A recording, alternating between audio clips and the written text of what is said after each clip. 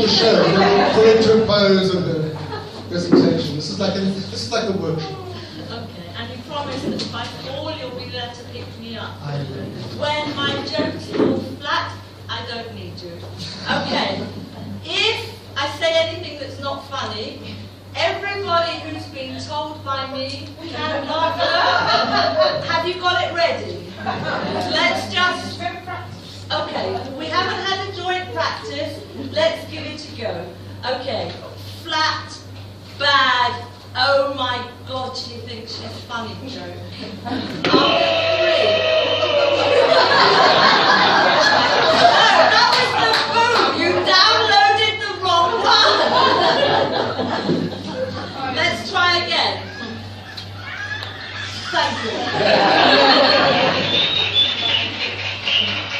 And cut. And cut. And cut.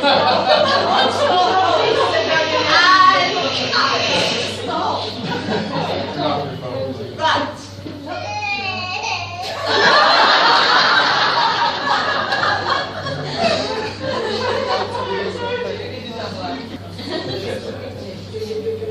Just one point that Grant was saying, things that you hear when you don't really speak the language, but you presume.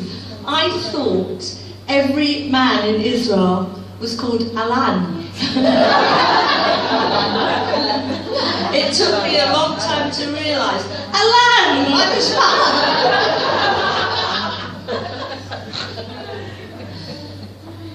Israeli children. I'm sure most of you know that I teach in school, or try to.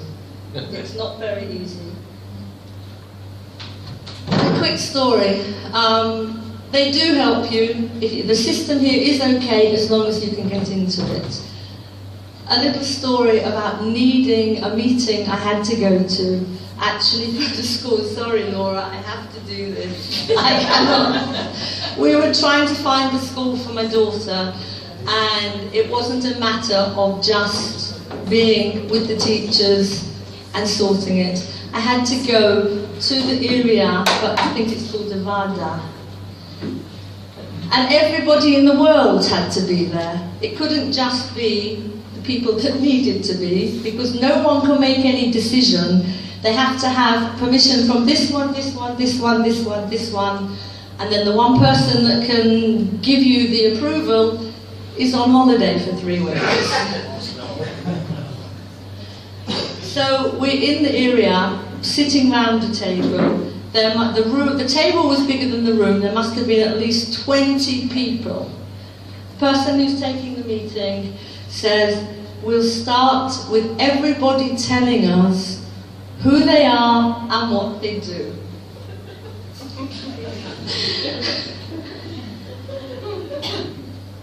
I'm going to do it in English, but it was obviously in Hebrew, okay? Hi, I'm Shoshana, I'm the head teacher. Hi, I'm whoever, I'm the counsellor. Hi, I'm... Sorry. I'm whoever, I'm the caretaker.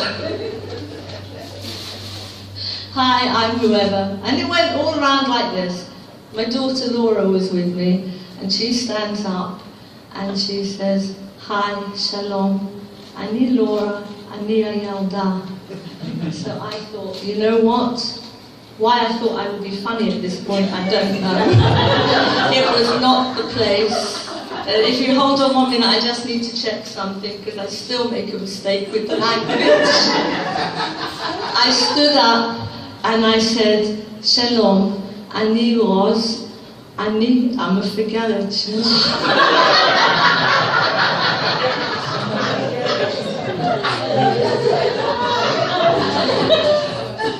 Translation needed? It should be Mevugelet. There you are. I knew I'd cock it up. And now those words are not in my dictionary anymore because I can't risk it. You can imagine though, they didn't know how to react. Laura's going, Mum, Mum, Mum, do you know what you just said? I said, yes. I said, You're the child, and I'm the adult. What did I do wrong? 1 minute, wrong script.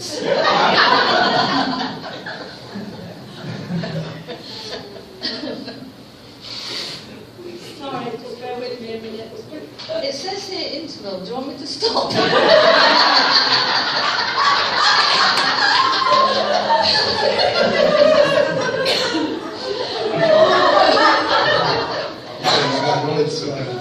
you want me to carry on with this? Yes. Yes? Okay. More teaching stories. I was in school the other day. I teach small groups. These were very good Israeli-speaking children. Sorry. These were very good English-speaking Israelis. So I turn around and I'm writing, can you hear me? And I'm writing what we're meant to do on the board, and I hear behind me, shit, Roz, I've ejaculated all over my hands.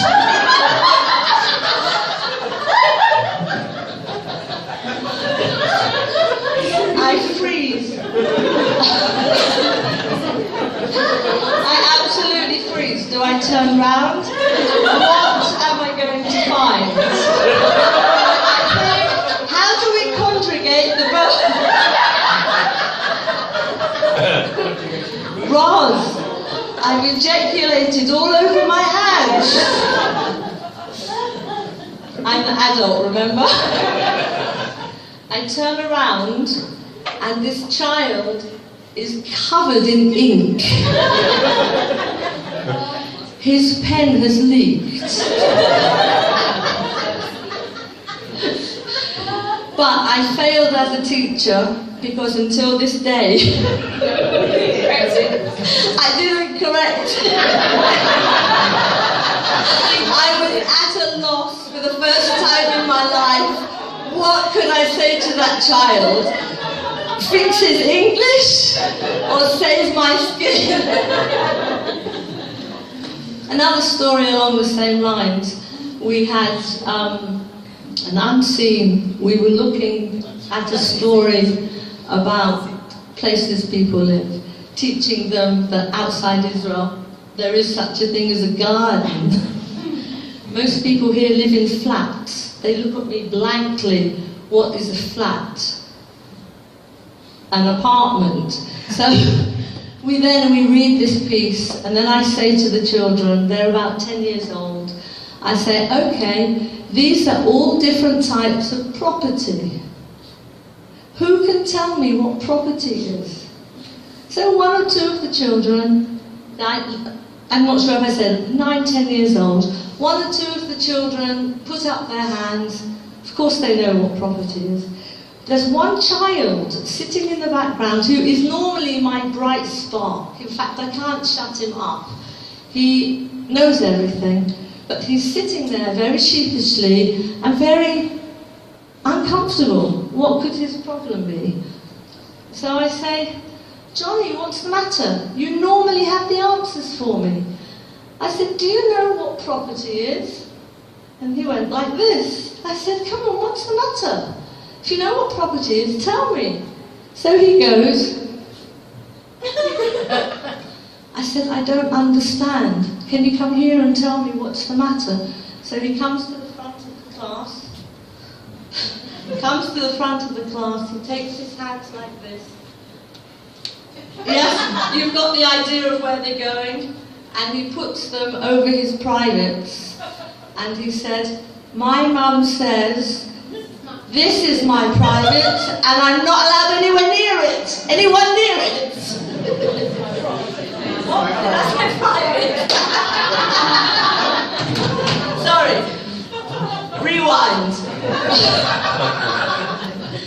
This is my property, and no one is allowed near it.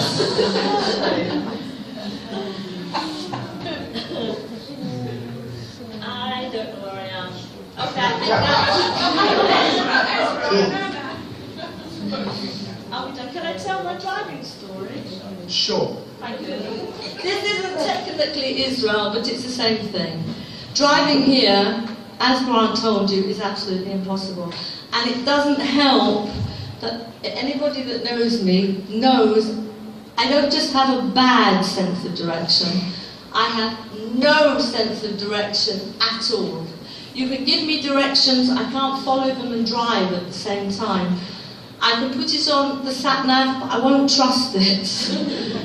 The other day I drove with the sat-nav in one hand, Waze in the other, feet on the steering wheel. And I still managed to get lost. A little while ago I was in England, and I was in Sussex, and I grew up in a place called Walton-on-Thames.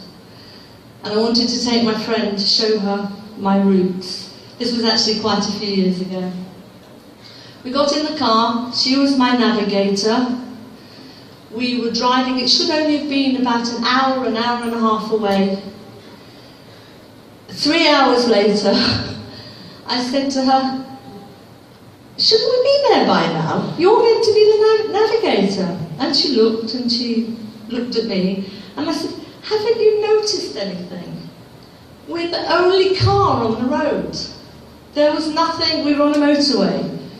Nothing going this way and nothing coming this way. Driving along, and all of a sudden, I couldn't drive any further. There was a huge pound of dirt. End of the road, nowhere to go. Obviously I stopped my car, and at that point this tractor came across the road from the side. I wound down my window and asked very politely, like we British do, I said, excuse me, how far are we from Walton-on-Thames? He went, fuck me, love. At least another 5 years. This motorway isn't due to be open till then.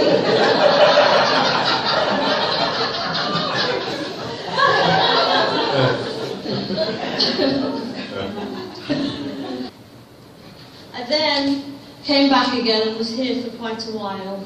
Got married, went through the Gulf War. Afterwards, went back to England on the promise that we'd return shortly after. But then my South African mother-in-law turned up. I have to be very careful because there's a lot of South Africans here. But very, very careful, very careful. All I will say is she helped me so much. One day she even lifted her feet up so I could hoover underneath.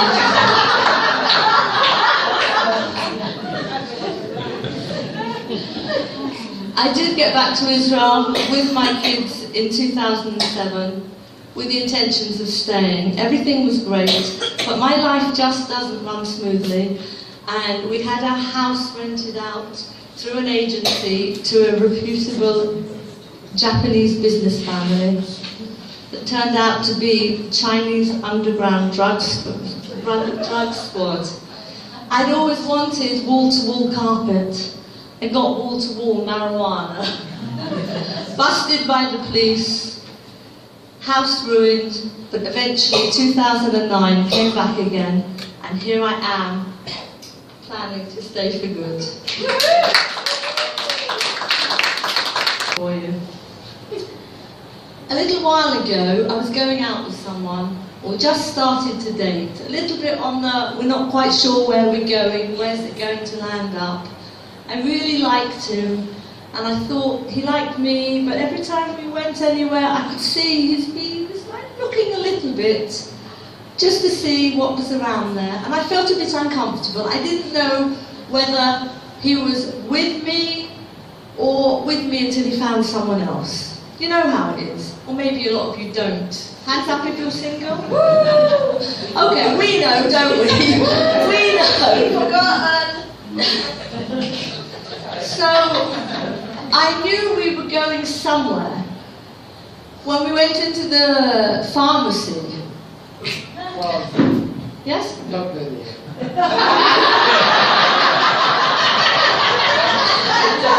audience can handle it, okay? The audience can definitely handle it. had a problem with his nose.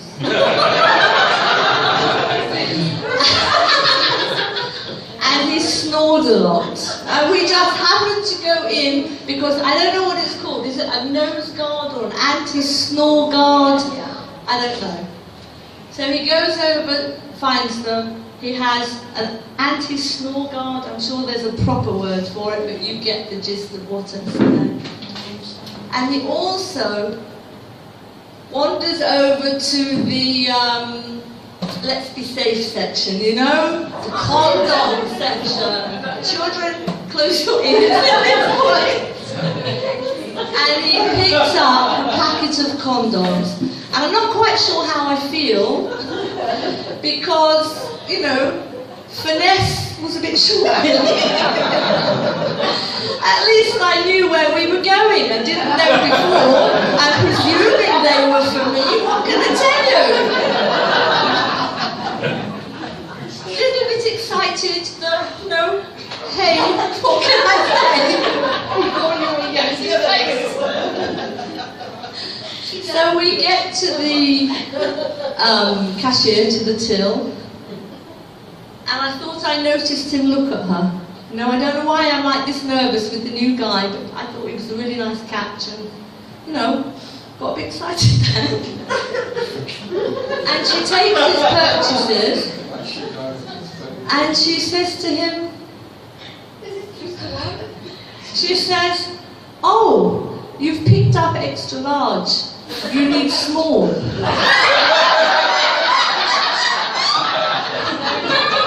I thought, what? Is it better?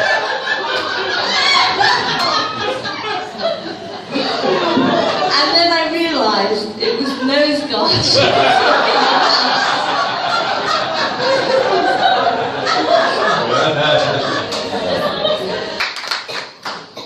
I'll put your microphone on. Can you keep me quiet? Turn me off. Am I on? You're on. Okay.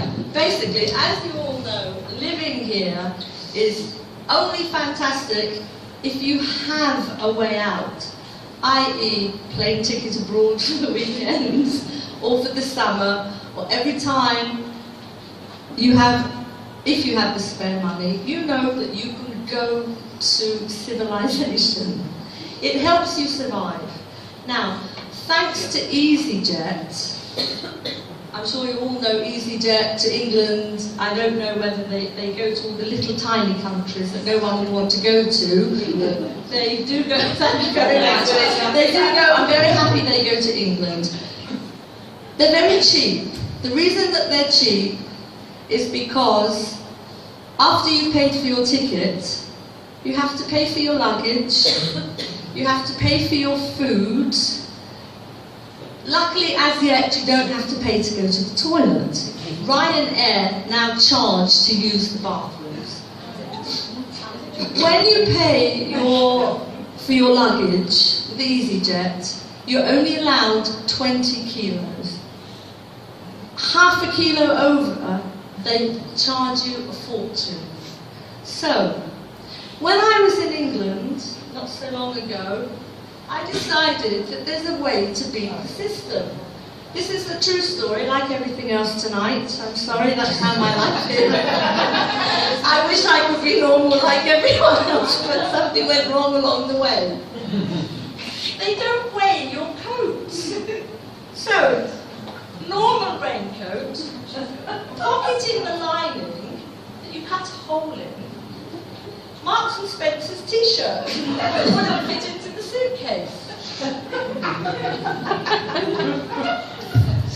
Marks and Spencer's tracksuit.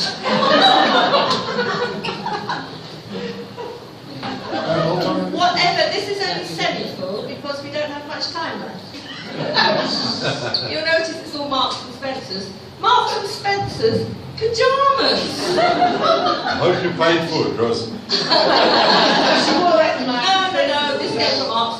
And for those that remember, Cracker Jack! Happy toy! So, there is a way to beat the weight limit. Right. Grant and I are going into business together. This is is another new product that's just come in on the market. Israelis only. Actually, should we say Anglo or Lim only? We don't have any Israelis. Totally Israeli men. Oh, we do. We have one left. Actually, two. A real one? This is yours, Graham. Okay. This is what we have invented. Right. Underneath, if you don't want to pay for baggage, we know for a fact you can get 22 kilos in this jacket. A laptop, okay? Sorry, iPad. It can be a laptop. In the back. They will not charge you, okay? Cheddar cheese. Cheddar cheese, extra mature. For Maureen. For South Africans, whole wheat digestives. Yes. Ginger nuts. Ginger nuts for the South Africans. Braxton and pickle.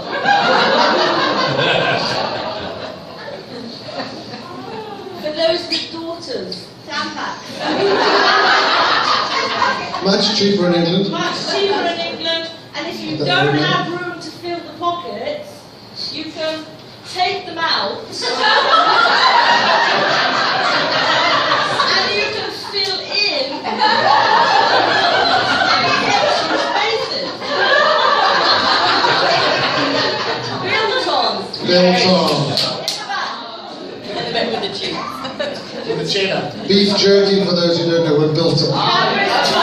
Cadbury's Much cheaper. whole nut. If you can't get your Marks and Spencer's underwear and your Marks and Spencer socks in your coats, we have an inside pocket here that Graham, we didn't put a hole in, we thought you might not like it.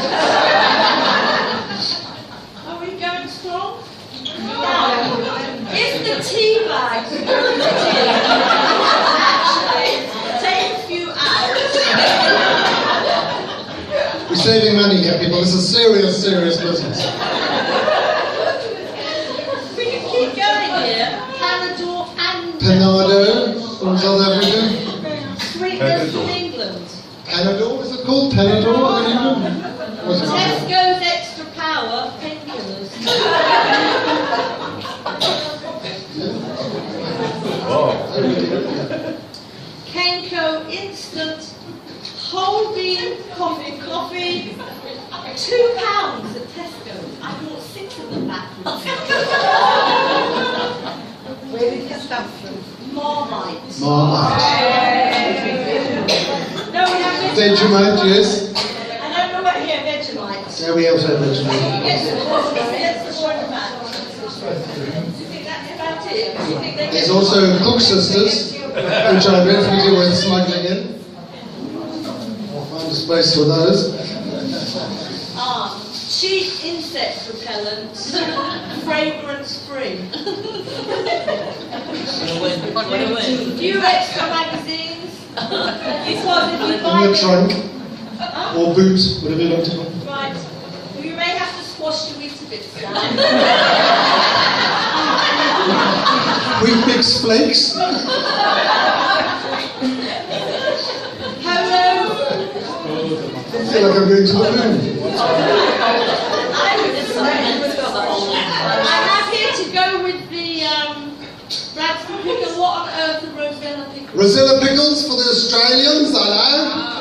There we go, we've got some suggestions from these. No, but you have a problem because then they can see what you've got. Yeah. So, Did you pack your own baggage? Yeah.